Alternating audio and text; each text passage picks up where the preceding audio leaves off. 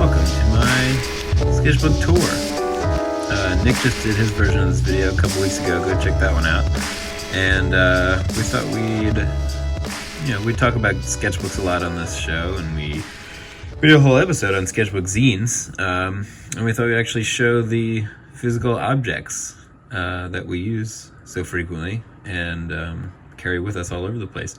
So this sketchbook I just finished a few weeks ago, I guess. A lot of these drawings can be found in a zine I just put out called Bacon, Hammer, Sausage. Here's a copy of that. So if you want to grab one of these, go for it.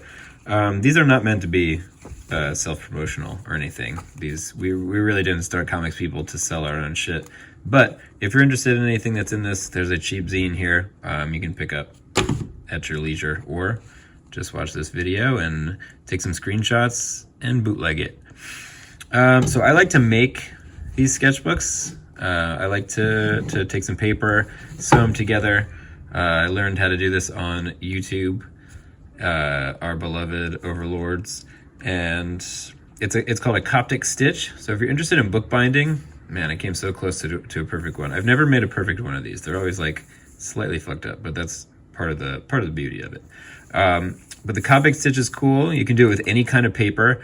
I like to use either mixed media paper, cheap Canson mixed media paper, or drawing paper. But I mean, you can steal copy paper from your office job. You can find some shit on the street. You can use junk mail. The nice thing about these kinds of things is that paper just kind of tends to show up.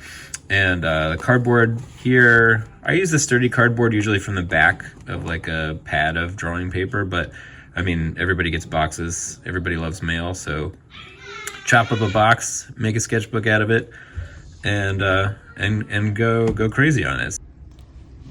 One reason I like to use these books also is I was really inspired by this sketchbook, which I bought a long time ago from Three Trees Bindery, a place that I was introduced to by Dustin Harbin, super mega cool dude. I saw him drawing in one of these books that has a wood cover on it, and I saw him drawing in one of these at Mice maybe like a million years ago, and I just thought it was like a dazzling, beautiful object, and so I bought one from them, the person who makes these, and it's just amazing. I mean, to hold this thing is like a really special object. This doesn't quite have the same feel because it's cardboard and it's covered in shit, but like go buy one of these and you will treat it with reverence. Maybe I'll do another video on this book because I'm really happy with how these drawings turned out. I think partly because I wanted to do the book justice. I wanted to like earn this book's respect because I think it's just so beautiful and so wonderful, and I could never put stickers on this guy. Anyway, so check them out. Order a sketchbook from Three Trees Bindery. They're the shit. So this is my sketchbook. Flip it open, more stickers. Started off with this drawing here. I did this partly in an Amtrak station. I love Amtrak, as you can see. But sketchbooks are great. If you do make one, the other cool thing about making one yourself is that you can make it the size that fits into whatever pocket or whatever bag you carry. I feel like when I used to buy sketchbooks, they were always either like slightly too big or slightly too small. So I found that this one fits perfectly into my various pockets and various bags really nicely. So that's really good if you want to take it with you places, because sometimes you'll be stuck at a train station for many hours and Amtrak has no solutions to offer you. And you are forced to just sort of, enjoy your own brain for a little while. So, Doodles, we had just seen a high school production of Phantom of the Opera, which, holy shit, was that amazing. I was not expecting that to be fun at all, but it was unbelievable. So shouts out to whatever Beacon High School we were at. I don't remember what that was, but damn. Phantom of the Opera. Ever heard of it? Give it a shot. While we were staying in Beacon, there was this old Man Ray photography book, 1937. This book was published, so be forewarned, there's a lot of nudity in this book. I try to keep it pretty friendly. It's not too raunchy, but who knows where we'll go. Maybe I'll blur some of this stuff out, I don't know. But just sort of a lovely moment between two models, I guess, and 37 seems pretty early for that kind of thing. There's another Man Ray photo. Sometimes during our trips, I like to keep track of just like some of the stuff that we've been doing. to-do lists. And this I thought was interesting. I have a Flickr account, which I post anytime I take film photos. I post my own photos on Flickr, but I also follow a lot of Flickr accounts, mostly for like figure drawing. So I follow a lot of like photographers that take pictures of naked people, and I draw them for visual research, I guess you would say. But this one I thought was interesting because I didn't look at the description, and I thought it was just a picture of like a pretty woman, and it's actually AI generated. And I felt real uncomfortable about that after I read the description.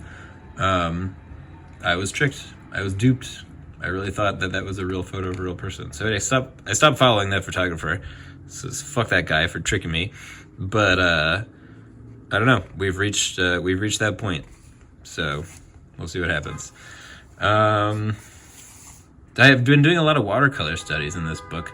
I wasn't really intending on doing that, but a lot of my sketchbook zines are black and white, and so I was putting another one out, and I thought I'd spice it up a little bit. So busted out the watercolors and really super enjoyed working on these. And I think since the last time I got these watercolors out, I've definitely, my understanding of color has certainly changed. And I think trying to work with color more intentionally, like this photo was not purple and yellow. This photo I think was actually black and white, but doing these little color explorations are really useful for me, because color is not something that comes naturally to me. Most of my comics are in black and white, and being able to kind of just put down this purple and say, like, what happens if I put down the yellow? You know, not being precious with it, but thinking of these as color studies of seeing how colors work together.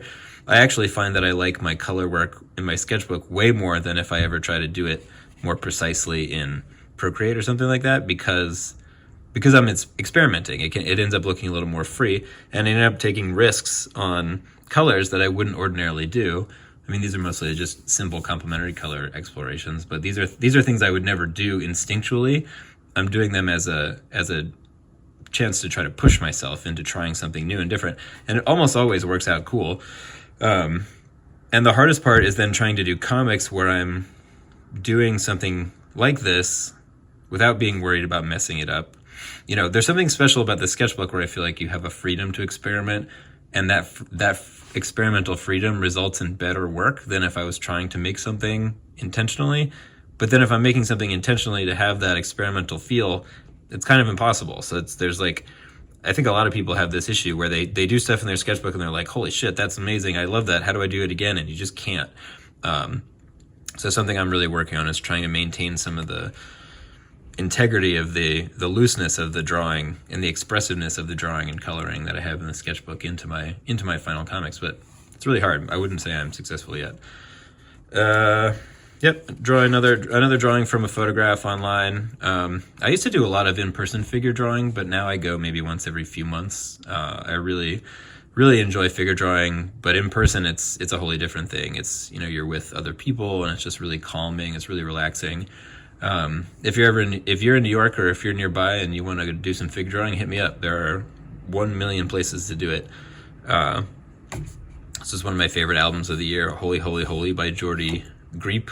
I mean, that's not what the album's called. The album's called The New Sound, but that's a great tune. So Barbarian Dude.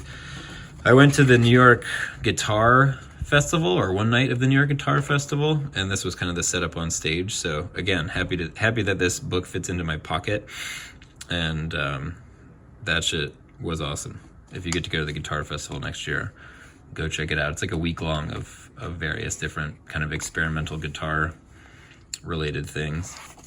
This is drawing of a restaurant on the West Village-y area somewhere, I think. I don't remember. It's like a Mexican place, and I was sitting at the bar waiting for some friends, and I had just bought a Posca marker, which I had never used before because my students are always raving about them, and this one's pretty sweet. I like the bullet tip on this is nice because it's really firm and it skips. So while you're drawing, the paint doesn't really smudge, which is nice. It dries really quickly, but you get these really awesome little skips and spatters where the bullet kind of catches on the page, and I really like the quality of this drawing. This is probably my favorite like observational non-figurative drawing I think I've ever done, and I haven't done it since, I think, because I'm afraid it's not going to turn out as good as this one is. But this I think really captured that moment and that looseness of the energy of the space. Dong. What else am I doing here? This was a drawing that I ended up doing bigger. I was like, sometimes I do a drawing in my sketchbook where I say like, this is too good of an idea to just have it in the sketchbook. So I did, I think it's in this magazine here, or this book. I did a much bigger version of this and then kind of watercolored it a little bit. Yeah, there we go. So that, I guess you'd call that like a study for a bigger piece. But I just thought this kind of like wacky religious cult floating up into the rapture or whatever was kind of funny. And so I bailed on it in the sketchbook and made a bigger version of it for this book. This is called the Botzinger Archives, Volume 1. Again, not trying to promote all my stuff, but you know what? This episode's about me, so deal with it. This was something I was talking about with my wife. This is the thing, the comfort zone. I kind of want to do a little zine about this, but we're thinking of the self as kind of a series of concentric circles. And if you're in the center, you might have 3 kind of zones. Move this up here a little bit. Comfort zone, an unknown zone, and then a discomfort zone. And then depending on the experiences you have, those things can change in size and change in shape. And then certain kinds of things might fall within certain zones. And, you might want to get them from one zone into another zone. I'm going to try to expand on this a little bit at some point. But a lot of times I'll have a conversation with somebody and then kind of try to distill that conversation into the sketchbook in some sort of visual way so that I can maybe use it for later for something. And also just to record these things, because sometimes you have a great conversation with someone and you just think like, man, I want to think about that more later, but my memory kind of sucks, so I like to jot it down in the sketchbook.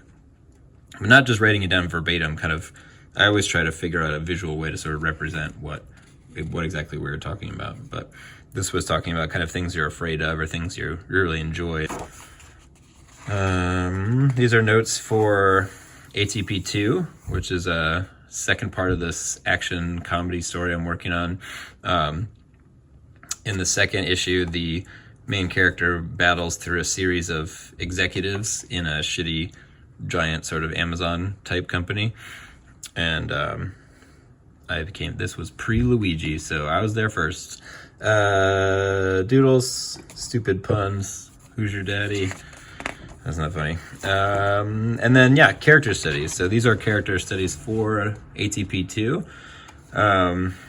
So the CEO ended up going with something sort of like this. It's like a trust fund asshole, white guy with dreads is kind of the idea. So you kind of work. I don't do too many of these for each character because I think it's just more fun to sort of slap something down and then throw it into a story and see what happens. Kind of like, if you have a short time to cast a movie, you just kind of have to go with what you got. But once I got there, I was like, all right, that looks pretty solid. The CFO, Chief Financial Officer. For this one, working on fashion and clothing is really difficult for me, I think, just because I've never really bothered with it that much. So again, I looked online. I think this is the character came from my mind, but I'm pretty sure that this pose and this outfit is a direct lift from something I found on Pinterest or something, maybe. Flickr, Pinterest, old school places, still totally great for artistic reference. I don't think the model was holding a knife, but I can't be sure. The COO, this big, wide-shouldered guy. I wanted to give them all weapons, almost like this was like a fighting game or something, but they probably won't use those in the actual book. This one I just felt like I got right away, so that didn't really change that much. This one, pretty much the same thing. I really like this sort of broad nose, a little scar. This was a pose I looked up from online because fencing I don't really know much about. And then what I usually do is I'll sketch these all out in pencil, and then while I'm warming up to ink a page of the actual comic, I'll kind of get in here and use these sketches as practice, because sometimes it takes me a minute to warm up inking, especially with the brush, which I'm only maybe like a year's worth of being really comfortable with.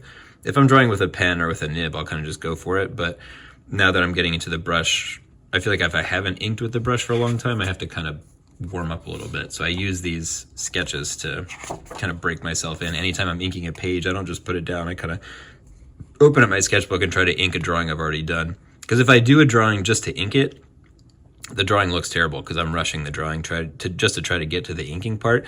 So if I keep these as just drawings, like the goal of these is I'm just drawing them, then later I can ink them without worrying about them being sloppy or anything.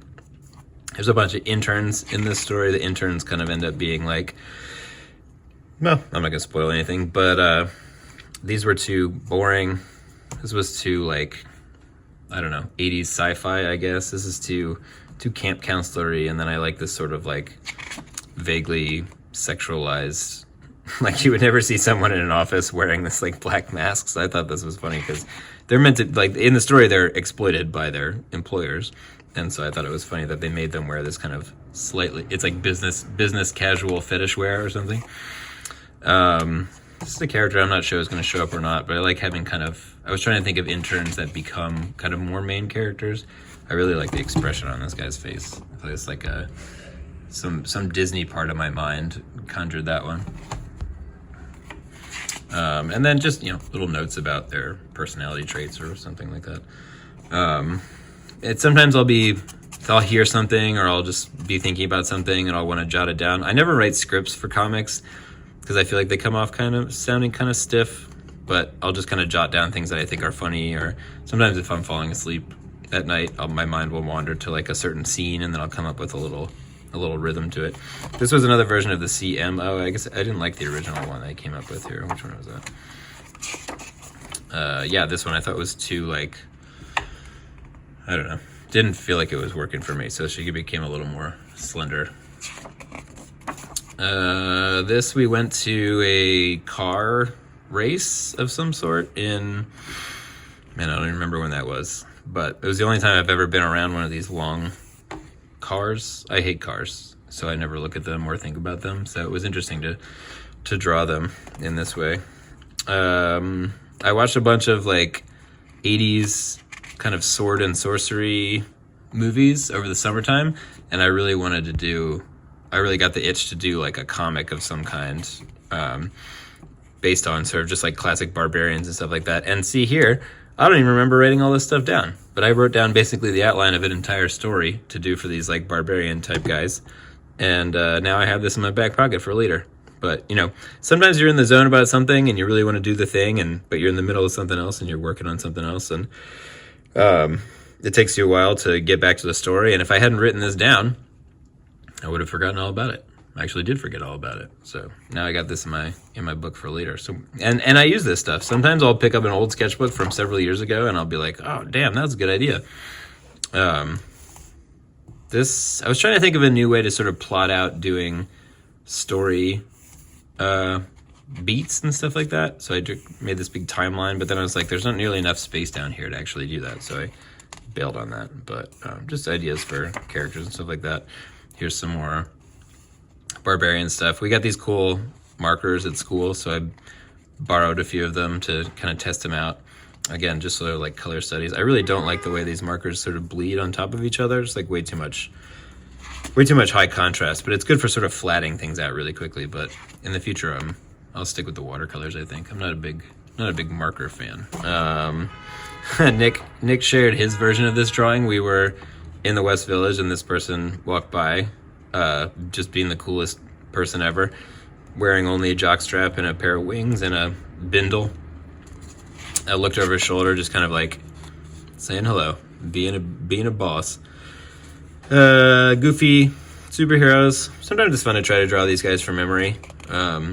This looks more like a Bizarro than a Superman, but I love this like Wolverine pucker.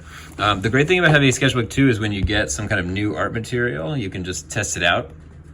So like I sketched these, and then I probably sketched these, I should start putting two dates on them, but I sketched them and inked them probably several months apart. And in the intervening time, I found this super opaque white ink based on a recommendation from somebody. I'll look that up, I forget. But it was like this is like a thing I've been looking for my entire life. So look at that nice bright white line. And that's from a nib. So a lot of these inks don't work with nibs because they're too thick. But this shit is awesome. So I'm excited to use that more in the next ATP comic. These were notes for our Shrowan episode. I rewatched one of the interviews that he did, and so these are sort of notes I wanted to talk about during our episode. We don't do very much preparation for these episodes in general, but for this one, I felt like I just wanted to have a couple things I wanted to say, because I think Sunday is just like it's such a special book, and it's such an amazing piece of art that I didn't want to just sort of stumble my way through it. I wanted to have a couple touch points I wanted to land on. Testing out pens, buying new stuff. I buy way too much shit when I go to Blick or anywhere. If I'm traveling, I'll pick up a pen I've never seen before. This is a style I've never really used in the past, which I got really excited about. Kind of started with this guy, and it's just kind of laying down shapes first. So I've been teaching the kids to start with shapes with pencil, but I think it's kind of interesting to draw the shapes with pen and then add details on top. I don't know if I could use this style for anything, but this guy in particular, I thought, I don't know what it was. I just love this drawing so much. I just think the shape and the pose and the brush strokes just came out so perfectly.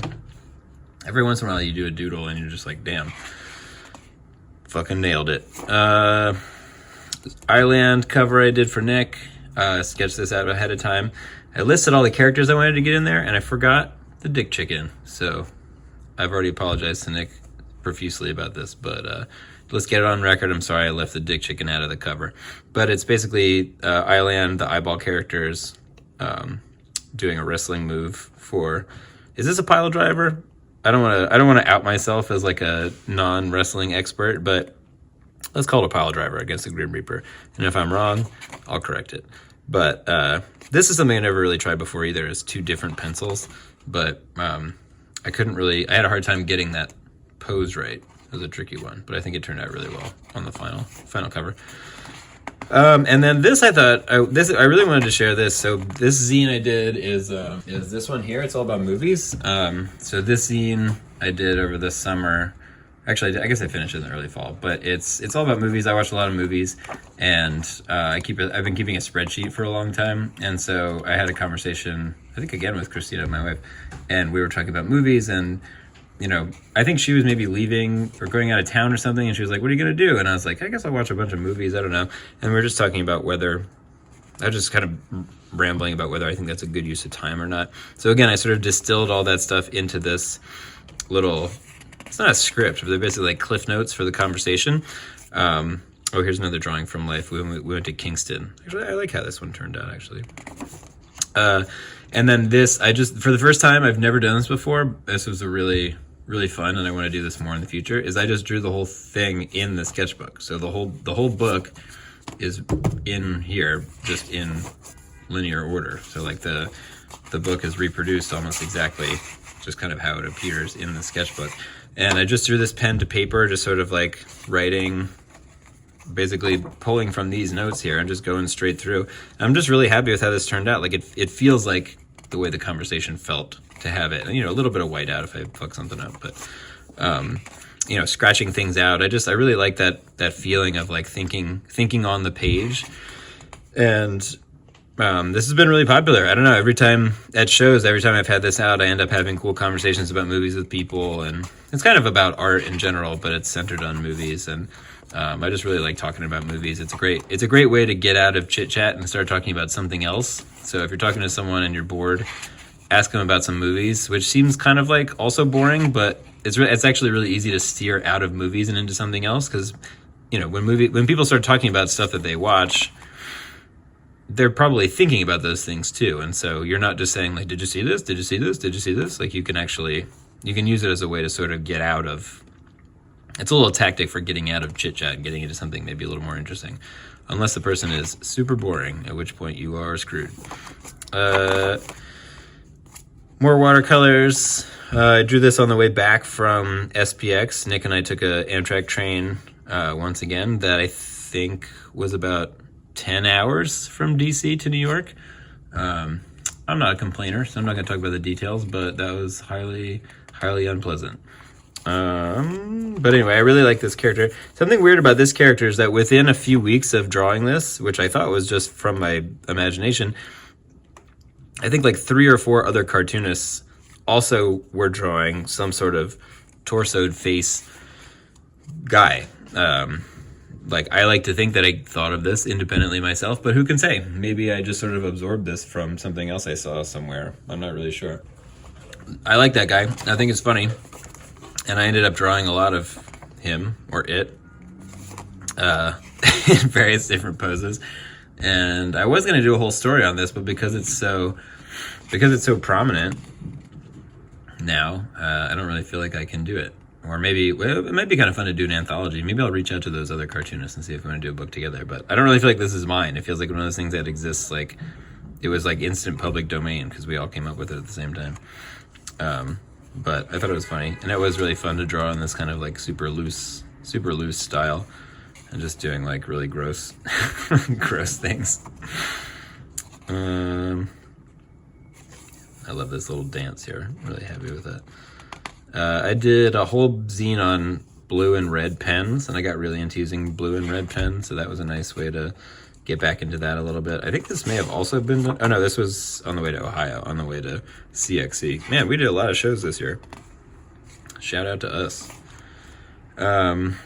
Shout out to Ryan Holmberg, who in Ohio asked me to draw some Orioles players from memory. Earl Weaver, Cano, Yennier Cano, Gunnar Henderson, Eddie Murray, Real Heads No. Yeah, again, I'm really happy with how these colors turned out. And I don't think I could ever do that on Procreate. I would never get quite the right hue or something. I think one problem I have with digital colors is you get too many of them. I think you get a set of watercolors, you have like 8 or 16, and that's what you got. And you can mix them until you get the things you like. And I don't know. I'm a big fan of like those kind of creative limitations. I think they work really well for me. All this Columbusness, quote from Josh Bayer, straight from the horse's mouth. Oh, recommendations. When people give me recommendations, I like to write them in my sketchbook, because if I put them on my phone, I don't ever look at them again, or I don't remember where I put them. I really hate taking notes on my phone. I just find them, I never find them or look at them. So sometimes I page through my sketchbooks looking for movie recommendations or podcasts or books or whatever. Drawing people in the airport. Yeah, more doodles. Airport doodles, airline doodles, travel doodles. I guess a lot of these drawings were done on the way to different places. Markers. I like how these markers turned out, I guess. And then I've been doing more collage, especially word collage. This is the cover for that zine here. Again, it was just a random drawing that became something else. So, I believe that the sketchbook can be a personal sort of secret object that you don't have to show anybody, but I always end up kind of slicing them up and turning them into books. Partly because I just like making zines and I like making books, but I think it's a nice way to kind of put a punctuation at the end of a sketchbook to turn the parts I like the most into some kind of a zine I can distribute and share with other people. Although maybe videos are the way to go. I don't know. You tell me. Is it better to watch a video or to have a little book in your hands? You be the judge. I really want to do some erotic Wolverine fan fiction. I'm not going to linger on that page too long. But I wrote out like a whole script for this because I thought it would be funny. And at first it was just going to be really goofy and silly, but then I think I actually have like a pretty good idea for it. So, I mean, you can freeze frame this if you want and steal the idea. I don't give a shit. But that'll come out at some point. The end papers that I do for zines, I put on the backs of these. I think this was this one. Yeah. So here's like the blank I put on the back of these pages. Brush doodles. And then this was the last one. This was from November 10th, so not too long ago. Here's a really terrible Wolverine drawing. Oh, so this is what I was talking about earlier. I just wanted to try the pen out, and so I did a really fast pencil drawing because I just wanted to ink it. And man, that is one terrible drawing. So the inking is not going to go well if your pencil drawing sucks balls. So bailed on that one. But that's it. So stickers, more things. Hope you enjoy this. If you want a sketchbook, let me know. I like making these things. If I have time, I'll make you one. Yeah, check these things out. Check out some zines, check out some books. Keep on drawing. I love sketchbooks. I think they're amazing. Make more sketchbook zines. Share them with me. I will buy them. I want to see them. Keep on drawing. Toodles, all y'all. Thanks for watching.